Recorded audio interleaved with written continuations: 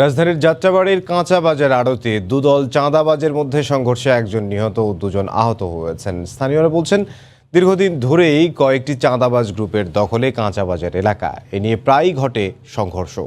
দ্রুতই জড়িতদের আইনের আওতায় আনা হবে বলে জানায় পুলিশ। সোমবার দিবাগত রাতে চাঁদা তোলা নিয়ে যাত্রাবাড়ি কাঁচাবাজার এলাকায় সংঘর্ষে জড়ায় উজ্জ্বল গ্রুপ ও আলামিন গ্রুপ। ধাওয়া পাল্টা ধাওয়ার এক পর্যায়ে বাজারের মধ্যেই ৩ পরিবহন শ্রমিককে ধারালো অস্ত্র দিয়ে কুপিয়ে আহত করে চাঁদাবাজরা।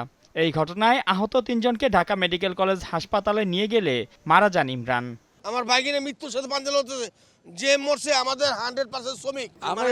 আমরা পাশি চাই, সুষ্ঠু বিচারের পাশি চাই তাদের।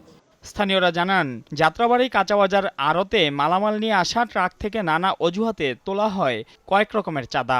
এ নিয়ে প্রায়ই ঘটে সংঘর্ষ। গ্যাঞ্জাম হলো চাঁদাবাজি আলাদা করছে, আমাদের ব্যবসায়ীদের নিরাপত্তা নাই কোনো। এটা দুইটা গ্রুপ, একটা হচ্ছে সিটি কর্পোরেশন, একটা হচ্ছে শ্রমিক লাইন।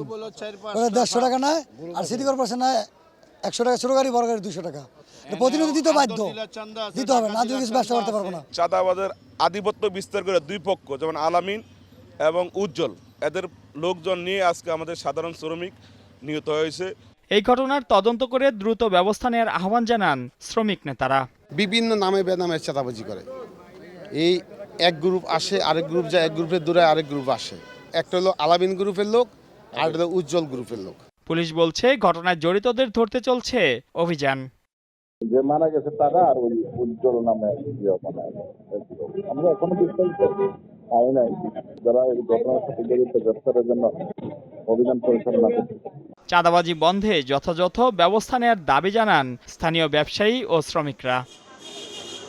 মাইনুল হাসান, সময় সংবাদ, ঢাকা।